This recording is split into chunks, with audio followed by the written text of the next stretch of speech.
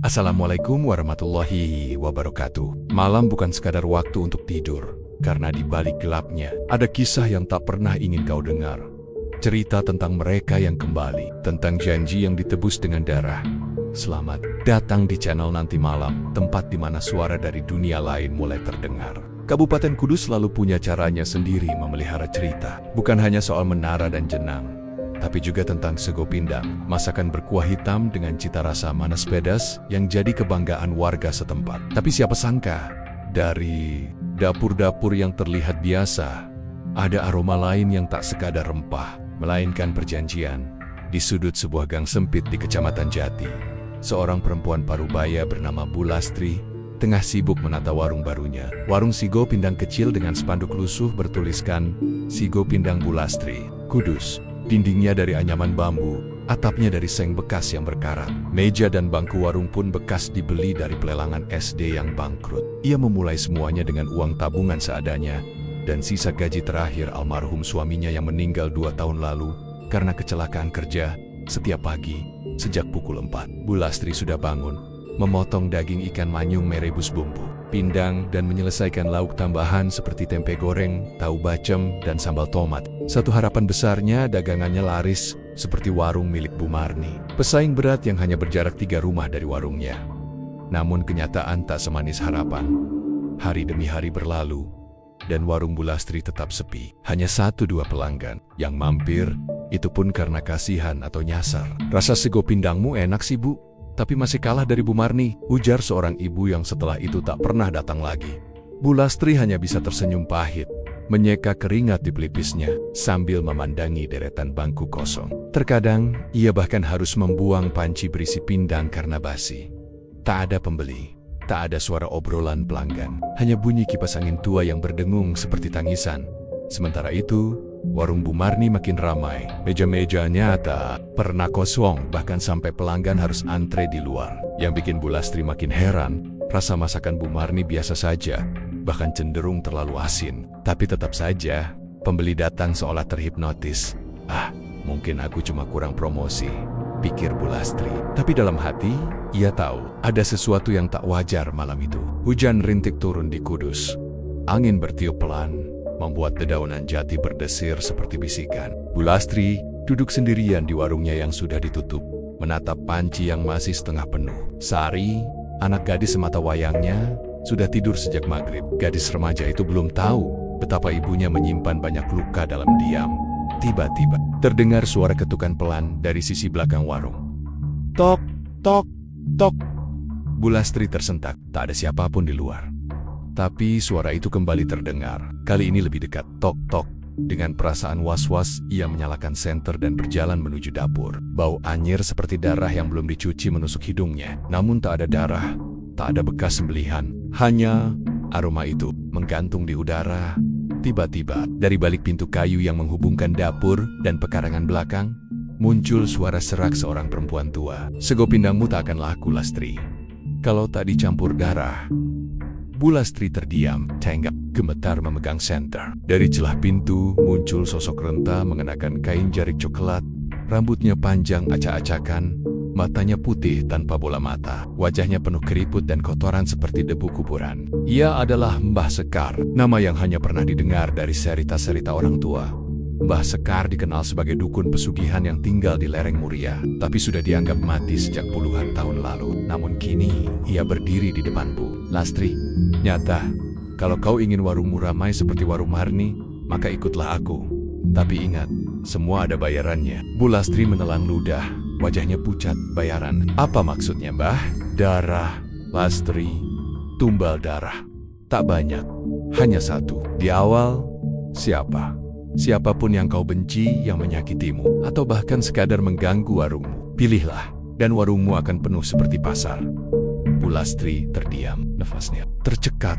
Ia ingin berkata tidak, tapi pikirannya terbayang wajah Sari yang ia ingin sekolahkan hingga kuliah. Ia juga teringat warung sepi, tumpukan utang, dan kata-kata para tetangga yang menyakitkan. "Aku pikir-pikir dulu, Mbah," ucapnya pelan. Mbah Sekar tertawa pelan, suaranya seperti bunyi tulang patah. "Kau hanya punya waktu 3 hari. Setelah itu, aku tak akan datang lagi." Kemudian, Sosok Mbah Sekar menghilang perlahan ke dalam kabut tipis yang entah dari mana munculnya. Hujan masih turun, namun udara terasa lebih dingin, menusuk hingga ke tulang. Bu Lastri terduduk di dapur. Panci berisi pindang di depannya kini terlihat seperti mendidih sendiri, padahal api sudah mati. Dan malam itu, untuk pertama kalinya, Bu Lastri tak bisa tidur. 3 hari, itulah waktu yang diberikan oleh sosok mengerikan bernama Mbah Sekar. Waktu yang terasa menyesakkan bagi Bu Lastri. Ia duduk memandangi tungku dapurnya yang dingin, sementara pikirannya terus-menerus memutar ulang percakapan malam itu.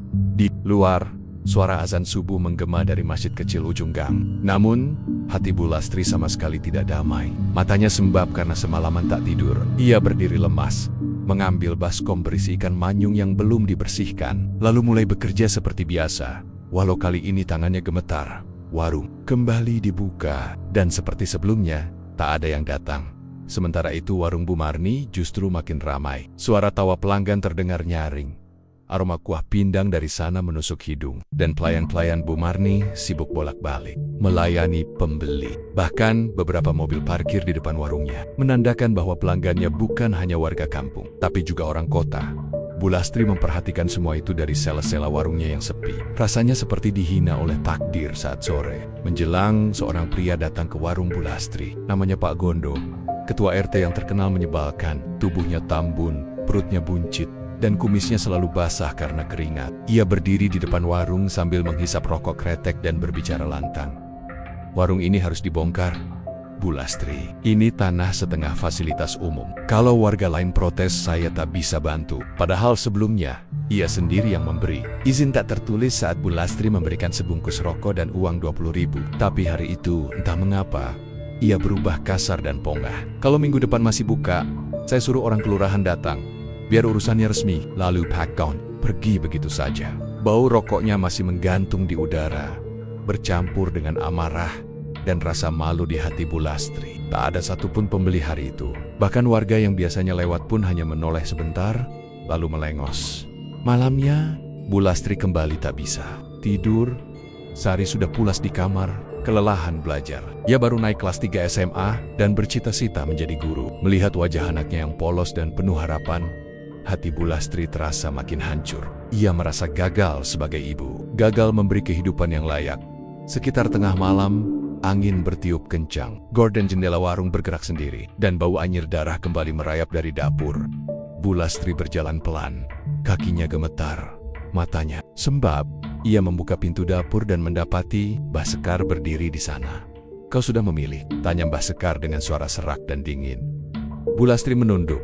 Aku tak ingin menyakiti orang tak bersalah." "Bagus, maka berikan yang pantas disakiti," jawab Mbah Sekar. "Pilih yang menindasmu, yang menghalangi rezekimu, yang kau benci." Wajah Pak Gondo muncul di benak Bu Lastri. Sosok yang memeras, mengancam, dan menghancurkan harapannya. "Apa yang harus kulakukan?" bisik Bu Lastri. Mbah Sekar tersenyum. "Cukup beri aku pakaian atau benda miliknya.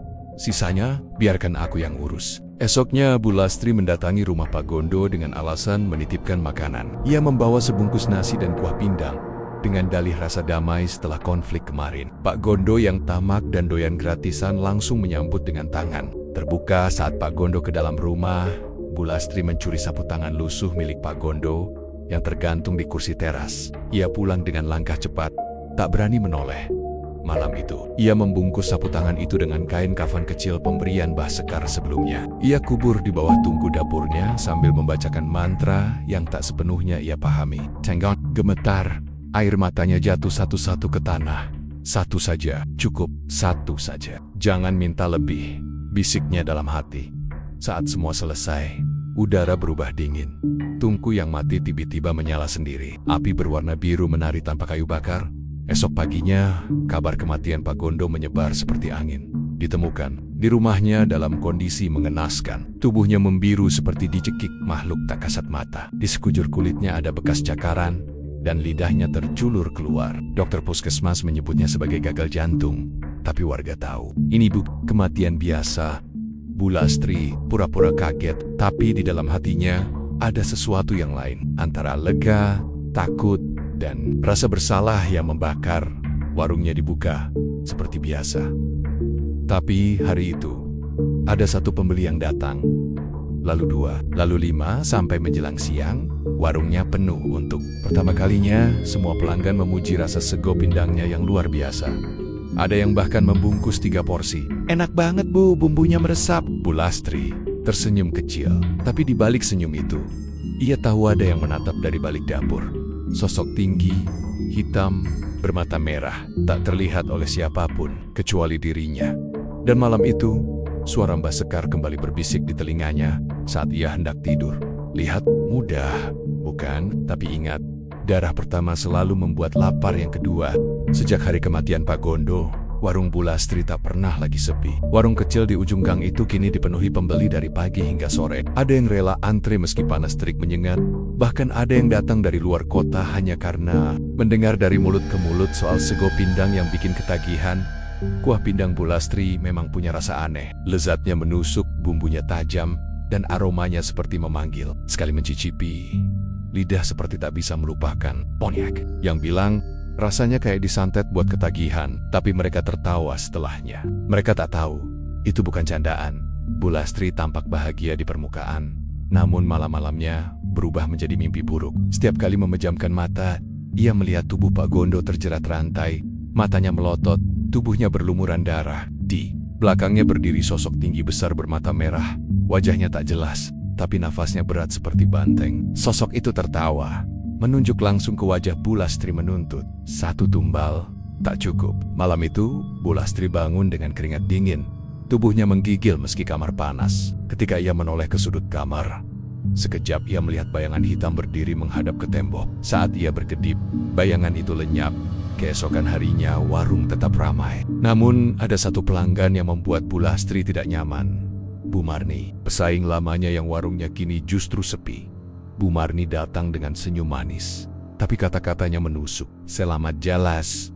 Akhirnya warungmu laku juga. Tapi, cepat naik biasanya cepat jatuh juga. Kalimat itu seperti duri di dada Bu Lastri. Ia tahu Bu Marni bukan hanya iri tapi juga curiga. Apalagi Bu Marni dikenal sebagai orang yang sensitif terhadap hal-hal gaib. Ia pernah menjadi dukun pijat dan sering memandikan orang kesurupan. Malam harinya, hujan deras mengguyur Kudus. Guntur menyambar hingga genteng warung Bu Lastri nyaris copot. Saat Bu Lastri menutup warung lebih cepat dan memeriksa dapur, tiba-tiba lampu mati, gelap gulita. Dalam kegelapan terdengar suara langkah kaki dari luar dapur. Lalu dari dalam warung, lalu dari belakangnya. Tok, tok. Suara ketukan terdengar dari pintu kayu tempat ia mengubur sapu tangan Pak Gondo. Perlahan, tanah di bawah tungku itu bergoyang, dan dari sana muncul kepala Mbah Sekar. Rambutnya basah kuyup, matanya merah membara, dan lidahnya menjulur seperti ular. Ia berbicara tanpa membuka mulut. Bu Marni. Dia yang berikutnya. Bu Lastri mundur. Tidak Mbah, tidak. Dia tidak pantas. Aku hanya ingin warungku ramai, bukan membunuh orang tak bersalah.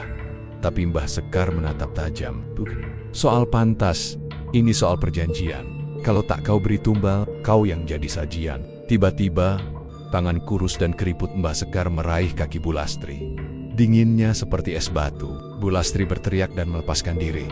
Jatuh membentur dinding dapur. Ketika ia membuka mata, sosok itu telah menghilang. Tapi, ada bau busuk menusuk hidung, seperti bangka yang membusuk dalam lumpur. Keesokan harinya, Bu Marni datang lagi.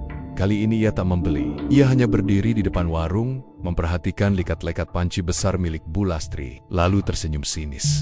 Kau pakai APA Lost. Masakanmu itu bukan masakan orang biasa. Tanpa menunggu jawaban, Bu Marni pergi. Tapi langkahnya lambat, matanya tak berkedip.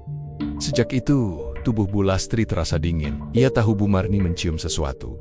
3 hari berlalu, pada malam ketiga, hujan kembali turun deras. Dan kali ini, terdengar suara tangisan dari belakang warung. Sari, yang sedang tidur tiba-tiba menjerit dari kamarnya. Ibu, ada yang mencakar jendela. Matanya merah, Bu. Bu Lastri bergegas ke kamar Sari. Ia memeluk putrinya erat. Saat ia menoleh ke jendela, samar-samar tampak bayangan tinggi besar menempel di kaca. Tapi saat ia mendekat, bayangan itu lenyap. Hanya sisa jejak cakar di kaca. 5 garis dalam, seperti dari kuku makhluk besar. Pagi harinya, berita duka kembali mengguncang warga sekitar. Bu Marni ditemukan tewas di warungnya sendiri.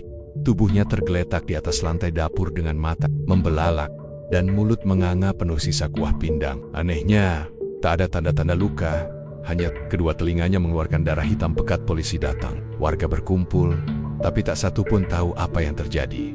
Sementara itu, warung Bu Lastri kembali penuh, bahkan lebih ramai dari biasanya. Wartawan lokal datang meliput, dan ada yang mulai menyebutnya sebagai Ratu Sego Pindang Kudus. Bu Lastri berdiri di dapur, menatap panci yang mendidih pelan. Aroma kuahnya kuat sekali malam itu. Namun saat ia mengaduknya, seketika ia terpaku di dasar panci. Ia melihat sesuatu yang tak lazim.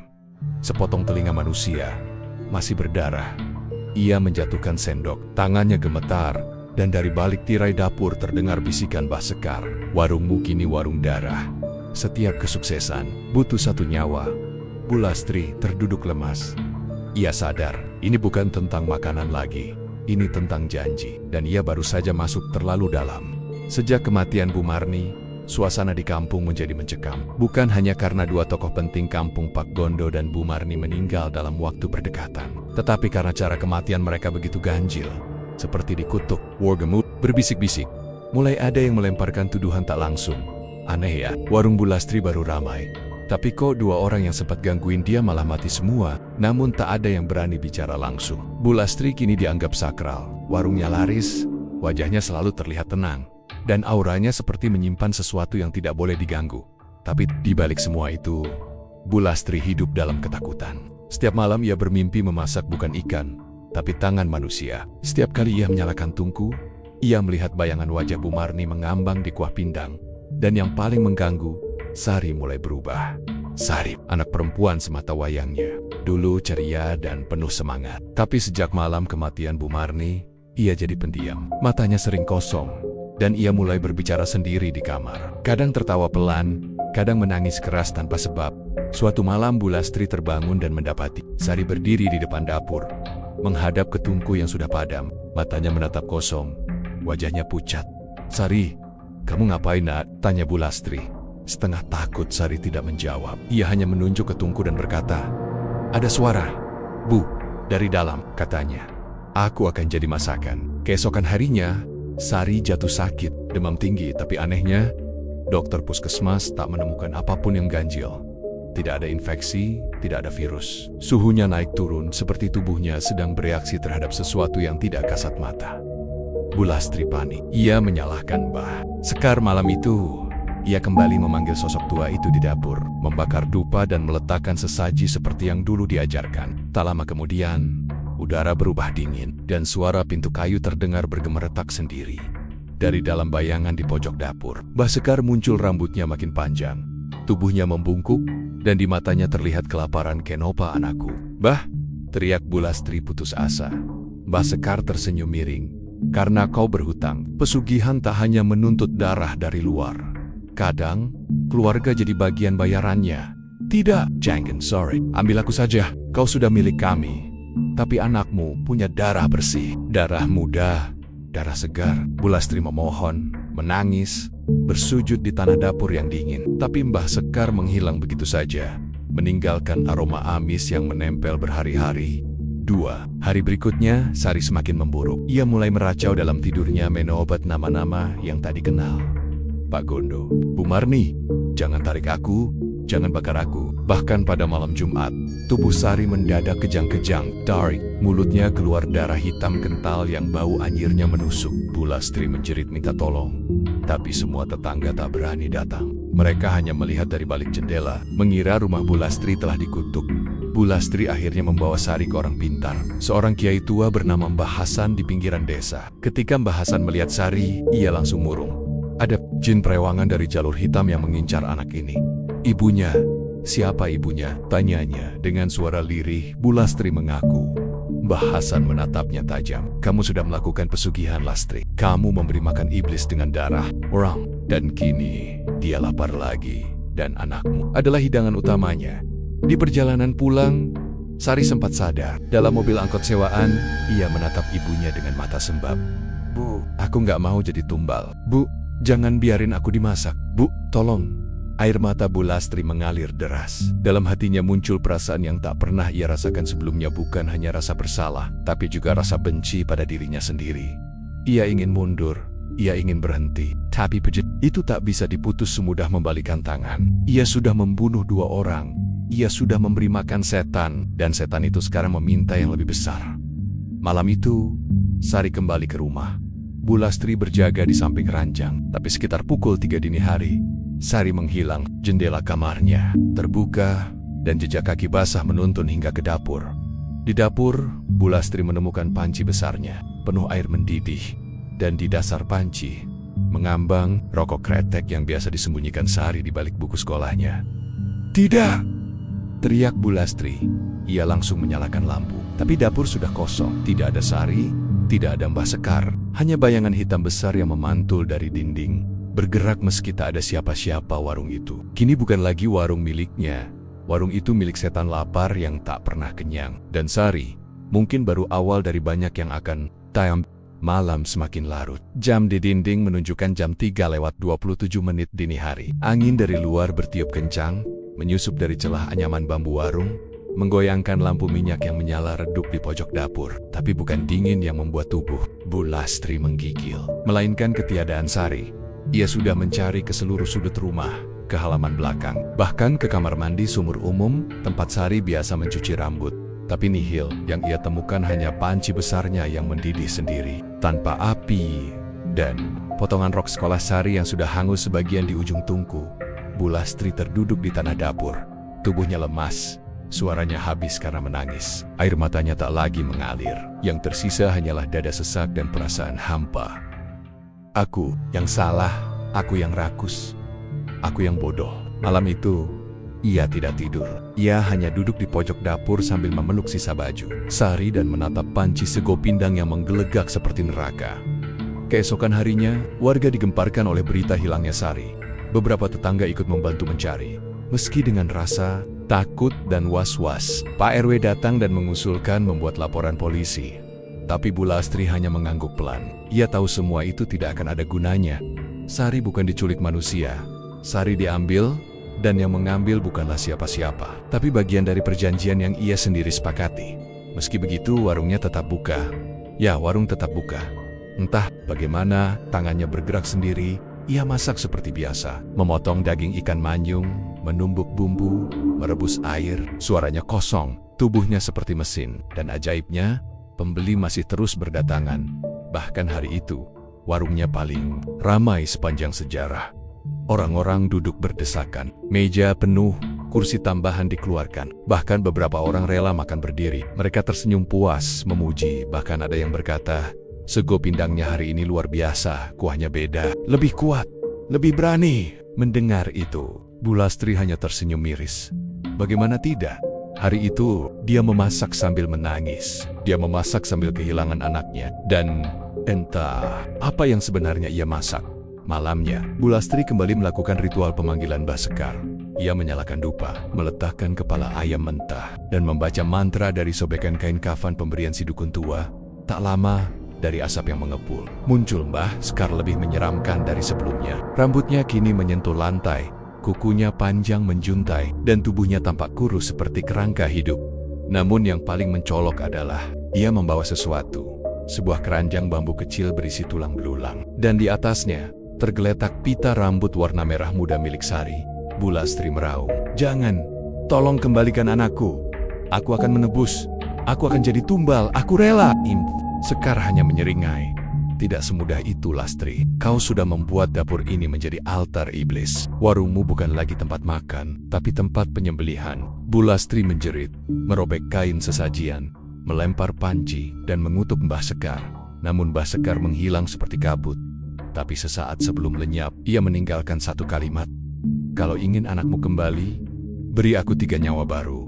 Segar, tak berdosa, darah murni." Sejak malam itu, Bu Lastri berubah. Warga mulai merasa warungnya aneh. Salah satu pelanggan mengaku melihat Bu Lastri memasak sambil berbicara sendiri pada tungku api. Seorang bocah kecil menangis histeris saat masuk warung.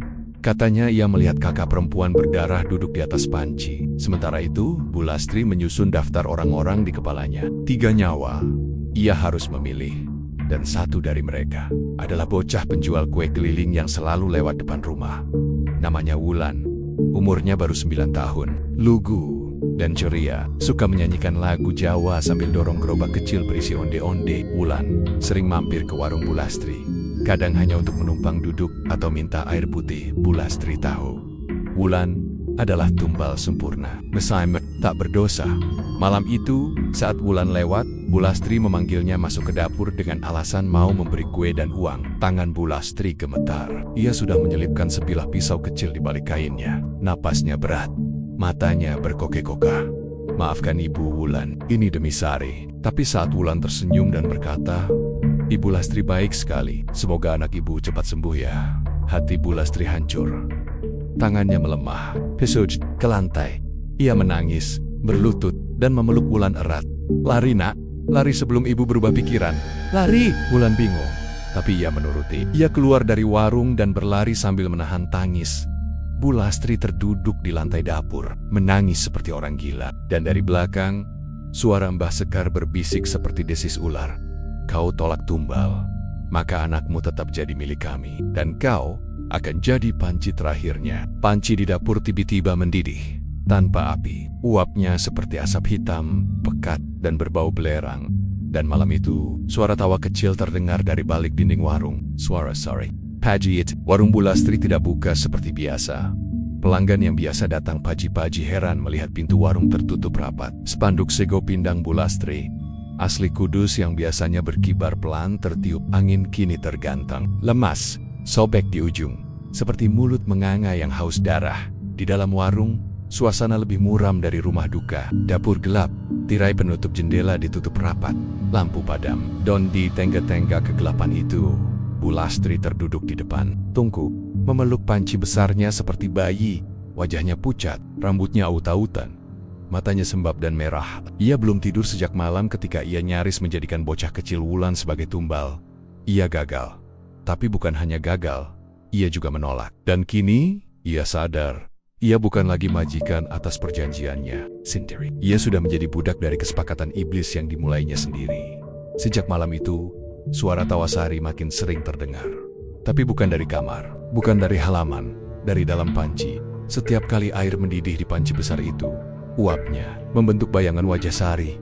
Terkadang Sari terlihat tersenyum, terkadang menangis. Tapi suara tawanya bukan lagi suara manusia, kadang glenia, kadang serak, kadang seperti suara anak kecil yang tenggelam dan tertawa dari dasar air. Bu, aku lapar, masakin teman, Bu. Sari mau makan teman. Bu Lastri menjerit, menutup telinganya.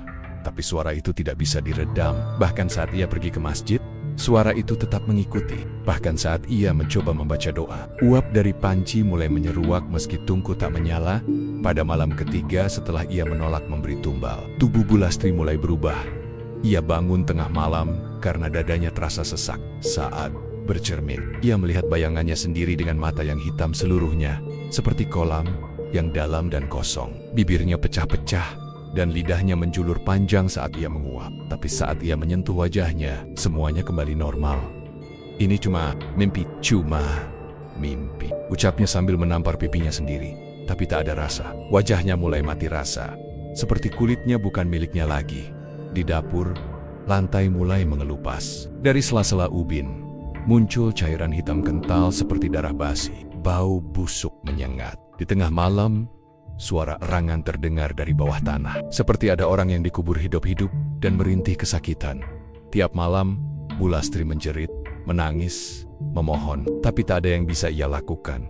Ia mencoba menyalakan televisi agar rumah tidak sunyi. Tapi layar TV hanya menampilkan wajah Sari yang menatapnya sambil berkata, "Masak terus, Bu, biar Sari nggak lapar." Ia mencoba menyalakan radio. Tapi suara yang terdengar hanya suara dentingan panci dan pisau mengiris daging. Ia mencoba keluar rumah. Tapi saat pintu dibuka, halaman berubah jadi lorong sempit penuh dinding tulang belulang dan suara tawa anak-anak yang dipotong-potong. Lastri kembali ke dapur. Ia duduk menatap panci, dan untuk pertama kalinya, ia bicara pada panci itu. "Ambil aku aja, jangan anakku." Tapi suara dari panci menjawab, "Kau belum cukup. Kau belum masak cukup. Darahmu pahit. Kami mau daging segar. Berikan. Atau lihat, anakmu jadi kuah selamanya." Tengah malam keempat, suara keras terdengar dari dalam dapur. Tetangga sebelah, Pasaman, mendengar jeritan panjang dari arah warung Bulastri. Tapi ia tak berani keluar, karena ia juga mendengar suara derai tawa anak kecil bersahut-sahutan. Padahal rumah Bulastri hanya berdua, dia dan Sari sudah dinyatakan hilang. Pagi harinya, warga menemukan warung Bulastri terbuka sendiri, tapi tidak ada orang, tidak ada Bulastri, tidak ada makanan, tidak ada meja dan bangku. Semua kosong, hanya dapur yang tersisa utuh. Dan di tengah-tengah dapur itu, berdiri sebuah panci raksasa yang mendidih dengan air hitam pekat. Di sekelilingnya, lantai berlendir dan ada bekas cakar-cakar besar yang melingkar. Di dinding, ada tulisan seperti tergores kuku. Sekali masak, tak bisa berhenti. Polisi datang, wartawan datang, tapi tak ada satupun yang bisa menjelaskan kemana perginya Bulastri. Warung itu akhirnya ditutup permanen dan dipasangi garis polisi. Namun, konon, setiap malam Jumat Kliwon, panci di dapur itu masih mendidih sendiri, dan suara anak kecil tertawa masih terdengar, diiringi suara seorang ibu yang menangis, lirih, patah, seperti wanita yang kehilangan segalanya, bahkan dirinya sendiri.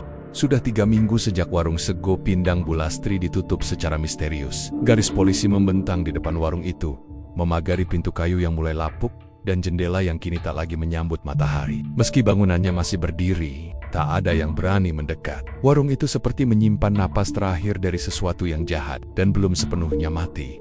Namun cerita warung itu tidak berakhir. Bersama hilangnya Bulastri, satu persatu pelanggan yang dulu rajin makan di sana mulai mengalami hal aneh.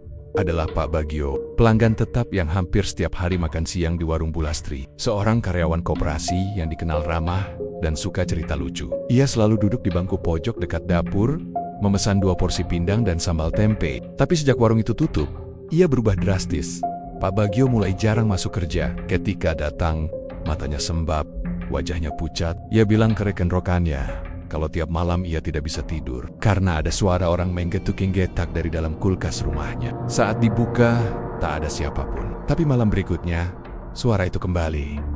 Dan suatu malam, ia melihat dengan jelas panci besar mendidih muncul di tengah ruang tamu. Dan dari dalamnya keluar tangan anak kecil basah, pucat, dan mencengkeram ke arahnya sambil berkata, "Lapar. Bapak suka makan aku ya?" Pak Bagio menjerit. Tapi saat lampu dinyalakan oleh istrinya, semua hilang. 3 hari kemudian, Pak Bagio ditemukan gantung diri di kamar mandi. Sebelum bunuh diri, ia menulis satu kalimat di cermin dengan darah jarinya sendiri. "Aku sudah makan daging manusia." Cerita tak berhenti di situ. Bu Ririn, seorang bidan yang pernah membungkus 3 porsi sego pindang untuk dibawa pulang, mengeluh perutnya sakit seperti dibakar dari dalam. Saat diperiksa di rumah sakit, dokter bingung isi lambungnya seperti terbakar, tapi ia tidak menelan zat kimia apapun. Malam sebelum Bu Ririn koma, ia sempat bicara dengan suaminya. "Mas, aku dengar suara anak kecil dari dalam perutku." Dia tertawa. Dia bilang, "Aku dimasak, aku dimakan, tapi aku mesti hidup." 3 hari kemudian, Bu Ririn meninggal dalam kondisi mengenaskan. Perutnya membusuk dari dalam, padahal kulitnya utuh. Rumor menyebar, Bu Ririn memakan daging manusia. Warga mulai resah. Mereka yang dulu pernah makan di warung Bulastri kini dilanda ketakutan. Beberapa bahkan mengalami mimpi buruk yang sama. Mereka duduk di warung Bulastri, tapi semua makanan di meja berubah menjadi potongan tubuh manusia. Kepala anak kecil tersenyum dari dalam panci. Dalam mimpi itu, Bulastri berdiri di belakang dapur, mengenakan celemek berdarah, menatap mereka dengan mata hitam pekat dan berkata, "Makan, jangan, sisakan, karena kalian semua sudah jadi bagian." Bahkan ada seorang ustadz kampung, Ustadz Jafar, yang mencoba datang dan membacakan doa di depan warung Bulastri. Ia membawa air zam-zam dan garam. Niatnya baik, menyucikan tempat itu. Namun saat ia mulai membaca ayat suci, tanah di bawah warung tiba-tiba retak, dan suara jeritan anak-anak terdengar samar dari bawah ubin. Tangan Ustadz Jafar gemetar, dan tiba-tiba dari balik dinding bambu warung muncul asap hitam yang membentuk wajah Bulastri, tapi mulutnya sobek hingga ke telinga. Suaranya menggema, "Ini bukan tempatmu, ini rumahku, dan kalian semua adalah pelanggan setiaku selamanya." Ustadz Jafar pingsan di tempat. Sejak hari itu, ia tidak lagi mengimami salat. Ia hanya duduk diam di rumah, membaca zikir dengan tangan yang tak henti gemetar. Desas-desus pun makin merajalela. Warga mulai membakar kemenyan setiap malam. Anak-anak dilarang main di dekat warung. Bahkan tukang bakso keliling pun enggan lewat depan rumah itu. Mereka bilang, setiap lewat, ada bau kuah pindang panas yang menguar. Padahal warung itu sudah kosong. Ada juga yang melihat bayangan anak kecil tanpa kepala duduk di kursi depan warung, sambil menyanyikan lagu Sega Pindang. Sega Pindang enak dimakan, tapi jangan bilang. Akhirnya, warga sepakat menutup total warung itu. Para tokoh kampung mengundang 4 kiai dari luar kota untuk melakukan ruatan besar-besaran. Namun saat ritual dimulai, tiba-tiba angin besar berhembus, membalik tikar, mematikan obor, dan menjatuhkan kitab suci. Salah satu kiai bahkan pingsan sambil menjerit, "Mereka tak mau pergi! Sudah terlalu banyak yang makan, sudah terlalu banyak yang kenyang dari darah." Malam itu, warga menyerah. Tak ada yang berani menyentuh warung itu lagi. Mereka biarkan warung itu berdiri dalam sepi, dalam gelap, dalam kutukan. Tapi kadang, dari balik jendela yang retak, terlihat cahaya tungku yang menyala, dan uap kuah pindang yang masih mengepul, pelan. Dan jika kau berani mendekat, kadang terdengar suara anak kecil dari dalam warung, berbisik pelan, "Mau tambah porsi lagi, Kak? Kali ini, kamu yang dimasak." Malam di Kudus menjadi semakin lengang sejak warung Bu Lastri dikutuk. Tak ada suara jangkrik di sekitar gang itu, tak ada anak-anak bermain layangan di sore hari, dan tak ada tukang cilok yang berani lewat depan rumah bekas warung tersebut. Bahkan angin pun seperti enggan berhembus di sana, seolah ada sesuatu yang menunggu, lapar dan belum selesai. Namun di tengah kegelisahan warga, ada satu orang yang tidak tinggal diam, Pak Jatmiko, seorang guru sejarah dan pecinta kisah-kisah mistik. Ia dulunya pelanggan setia warung Bu Lastri, tapi entah kenapa sejak awal, ia selalu curiga dengan cita rasa pindang yang terlalu enak.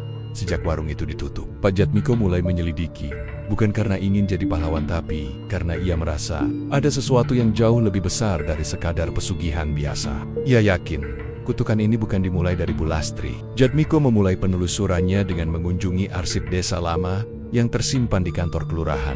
Di sana, ia menemukan catatan tua tentang pemilik pertama tanah warung Bu Lastri. Nama itu membuat bulu kuduknya meremang. Nyai Sekar Wulung. Ia membaca pelan catatan yang sudah kekuningan.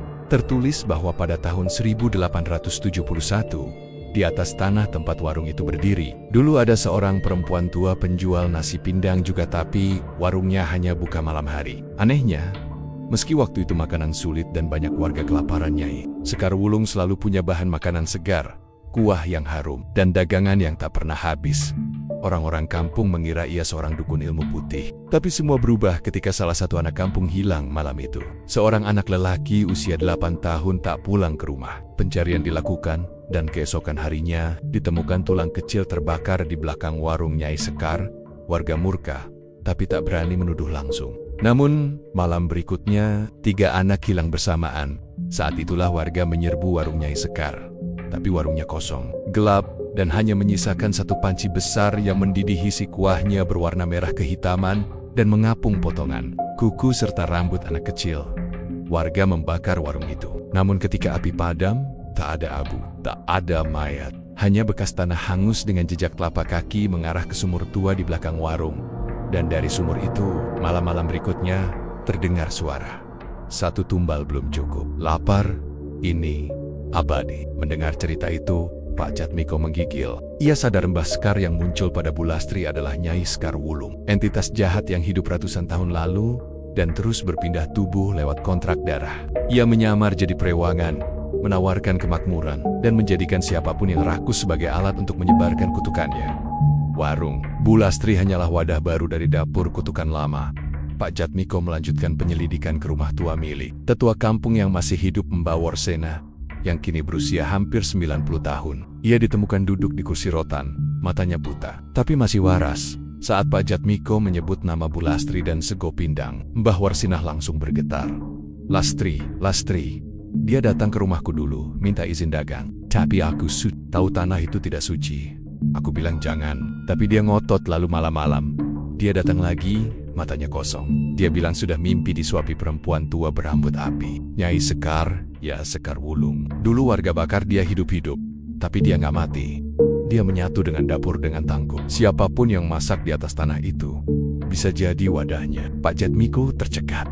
Jadi Bu Lastri kerasukan? Bukan. Dia dipilih karena dia ibu, karena dia punya anak, dan anaknya jadi jaminan. Mbah Warsinah lalu memegang lengan Pak Jatmiko erat. Kalau kamu bener-bener mau bantu, jangan cari Bu Lastri, cari sumur di belakang dapur. Di situ awalnya, di situ pusatnya. Malam harinya, Pak Jatmiko nekat masuk ke area warung. Ia menerobos garis polisi dan melewati dapur gelap yang dinginnya seperti gua mayat.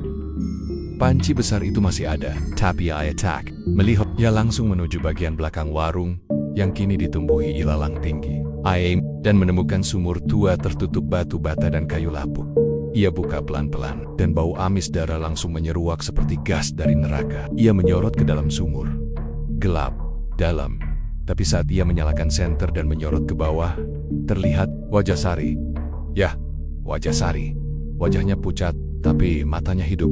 Dia berbisik dari dalam sumur. Pak Jatmiko, tolong, ibu saya dikurung.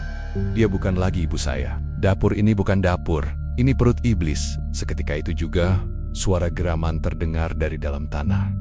Lantai sumur bergetar, dan dari dalam, muncul asap tebal membentuk wajah raksasa Nyai Sekar Wulung. Berani kau masuk dapurku? Pak Jatmiko hampir terhempas. Tapi ia menaburkan garam dan menyebut nama Tuhan. Api menyala dari dasar sumur, dan suara tangis ratusan anak menggema ke seluruh desa. Ia lari sekencang mungkin. Di belakangnya, suara ledakan terdengar. API map tinggi dari dapur Bulastri. Namun tidak ada yang terbakar, tidak ada yang meleleh. Yang ada hanya satu. Dapur itu utuh, panci masih mendidih. Warung itu tidak bisa hancur. Karena perut iblis tak bisa dibakar, ia hanya bisa terus diisi. Langit kudus malam itu tidak biasa. Awan hitam bergaleng-gulang seperti pusaran raksasa, menutupi bulan sepenuhnya. Angin menggerung tajam, menyelinap lewat sela-sela atap rumah, membawa bisikan yang tidak berasal dari manusia. Di ujung gang yang selama ini ditakuti warga, warung sego pindang Bulastri berdiri dalam kesunyian, tapi juga penuh kehidupan. Kehidupan gelap yang tak terlihat mata biasa. Pak Jatmiko berdiri di depan pintu dapur, membawa satu tas kecil berisi garam, minyak wangi daun bidara, mushaf kecil, dan cermin peninggalan Mbah Warsinah Bendah kuno yang katanya bisa memantulkan rupa asli dari dunia gaib. Wajah Pak Jatmiko pucat, tapi matanya menyala dengan tekad. Aku harus turun ke sumur itu. Ke dapur sebenarnya, ke perut iblis. Langkahnya pelan tapi pasti. Setiap langkah menuju dapur, lantainya terasa panas seperti bara. Dinding bambu menghitam seperti arang. Tirai dapur bergoyang sendiri meski tak ada angin. Ketika ia sampai di depan panci besar itu, airnya mendidih meski api padam. Uap hitam mengepul, dan dari dalamnya keluar bau amis bercampur daging gosong. Pak Jatmiko menatap panci itu, lalu berjongkok di bagian belakang dapur tempat sumur terkutuk itu berada. Ia membuka kembali papan kayu penutup sumur. Kali ini tidak dengan ragu. Sumur itu gelap, dalam, dan terdengar seperti bernafas. Dari kedalaman, suara Sari kembali terdengar. Pak, ibu saya dikurung, saya juga. Tolong masuk. Dengan tali yang ia bawa, Pak Jatmiko mengikat tubuhnya dan perlahan menuruni sumur. Uap panas menyergap wajahnya. Dinding sumur berlumut, tapi lengket. Seperti lendir, semakin dalam ia turun. Suara-suara mulai berdengung di telinganya, suara tangis, jeritan, tawa anak-anak, dan bisikan perempuan tua. Satu saja, satu nyawa baru, kami kenyang. Ketika kakinya menyentuh dasar sumur, ia terkejut. Dasar sumur itu adalah lantai dapur, tapi bukan dapur Bulastri. Ini dapur lain, dapur dunia bawah. Langit-langitnya tak terlihat, dindingnya dari tulang-tulang manusia. Tungku-tungku menyala dengan api biru. Di sekelilingnya tergantung potongan tubuh aneka tangan, kepala, jantung. Semua tergantung seperti pajangan di dapur jagal dan di tengga-tengga ruangan itu. Berdiri, Bulastri. Tapi bukan Bulastri seperti dulu. Tubuhnya kurus, matanya cekung, kulitnya pucat kebiruan. Tapi ia masih mengenakan celemek memasak. Di tangannya ada pisau besar yang berlumuran darah. Dia sedang mengiris daging-daging manusia. Pak Jatmiko ingin berteriak, tapi mulutnya membeku. Bulastri menoleh perlahan dan tersenyum. Pak Jatmiko, selamat datang di dapur saya, Bulastri. Ini bukan ibu, ini bukan warung, ini neraka. Tapi pelanggan saya kenyang, Pak. Mereka bahagia, mereka terus datang. Meski warung sudah ditutup, saya cuma menjalankan tugas saya sebagai juru masak. Untuk yang lapar di dunia ini dan dunia seberang. Tiba-tiba terdengar suara cekikikan anak-anak dari dinding, jeritan tumpang tindih. Dari dalam tungku muncul wajah Sari. Matanya kosong tapi mulutnya bergerak. Ibu, tolong, aku dingin, aku takut. Bulastri menangis, tapi tetap memotong daging. Satu lagi nak, satu saja lagi kita bisa keluar dari sini. Satu jiwa baru. Ya, Pak Jatmiko sadar. Bu Lastri dikendalikan. Bukan sepenuhnya dirinya sendiri. Ia mengeluarkan cermin peninggalan Mbah Warsinah dan mengarahkan ke wajah Bu Lastri. Seketika, pantulan di cermin menunjukkan wajah asli Nyai Sekar Wulung Rambut Api. Mata hitam menyala dan mulut sobek lebar hingga ke pipi. Beraninya kau memantulkan wajahku, manusia keparat! Nyai Sekar melengking dan dari tanah muncul tangan-tangan kurus yang mencoba mencengkram kaki Pak Jatmiko. Namun ia tak gentar. Ia menyiram air daun bidara ke tanah. Dan tangan-tangan itu meleleh, berasap seperti daging disiram air mendidih. Pak Jatmiko lalu mengangkat mushaf kecil dan membaca karas-karas ayat suci. Tubuh Bu Lastri mulai bergetar, dan dari punggungnya muncul bayangan Nyai Sekar, mencoba keluar dan lari. Tapi Pak Jatmiko membaca makin keras, dan uap putih mulai menyelimuti dapur neraka itu. Bu Lastri menjerit, "Tolong, bunuh aku, biar dapur ini runtuh. Jangan biarkan dia bertahan lewat tubuhku." Pak Jatmiko ragu. "Tolong, Pak. Saya sudah bukan manusia. Ini bukan tubuh saya lagi. Hancurkan tungkunya, hancurkan pancinya." Pak Jatmiko menggertakkan gigi. Dengan batu tajam, ia melempar ke tungku utama. Namun batu itu mental. Nyai Sekar berteriak dari balik punggung Bu Lastri, merayap keluar seperti ular besar dari tubuh inangnya. "Jangan ganggu dapur." Pak Jatmiko mencabut pisau dari saku dan menghunuskannya ke dada Bu Lastri. "Maafkan aku, Bu." Dengan satu tusukan dalam, Bu Lastri menjerit. Tapi dari lukanya, bukan darah yang keluar, melainkan asap hitam pekat yang langsung menguap ke langit-langit dapur. Tubuhnya menggigil hebat, lalu terjata tungku bergetar. Lantai pecah, panci meledak satu persatu, dan dari celah dinding, Sari muncul dalam wujud samar, berlari ke arah ibunya. "Ibu, lari, Sari. Ibu sudah bayar semuanya." Semua runtuh. Pak Jatmiko bangun 3 hari kemudian di rumah sakit. Ia selamat, tapi tubuhnya penuh luka. Warung Bu Lastri ditemukan lenyap total, seperti tak pernah ada bangunan di sana. Hanya sumur tua yang kini telah tertutup semen oleh warga. Sari ditemukan tidak jauh dari lokasi, dalam kondisi selamat meski trauma berat. Ia tak bisa bicara, tapi saat diberi kertas, ia menulis.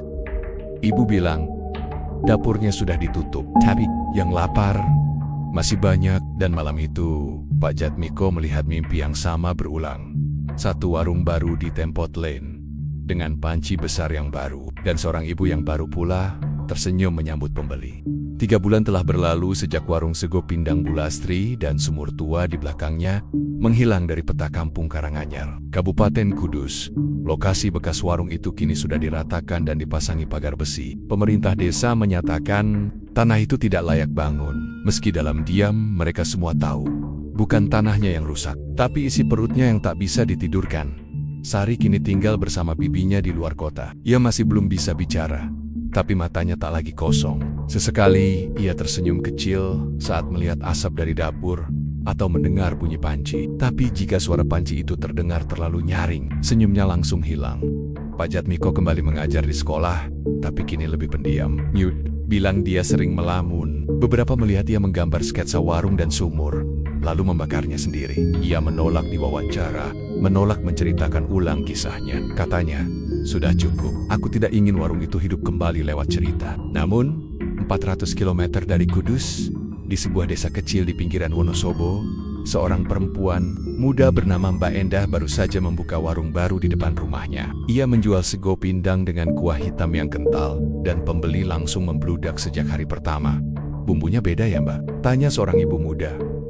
Mbak Endah hanya tersenyum. "Resep warisan, turun-temurun," katanya dari Kudus. Warung itu cepat terkenal, bahkan viral di media sosial. Banyak orang datang dari luar kota untuk mencicipi sego pindangnya yang unik, gurih, dan ada rasa yang susah dijelaskan. Tapi ada satu hal yang membuat warung ini berbeda. Di dapur belakangnya, ada sebuah panci besar yang tak pernah dicuci.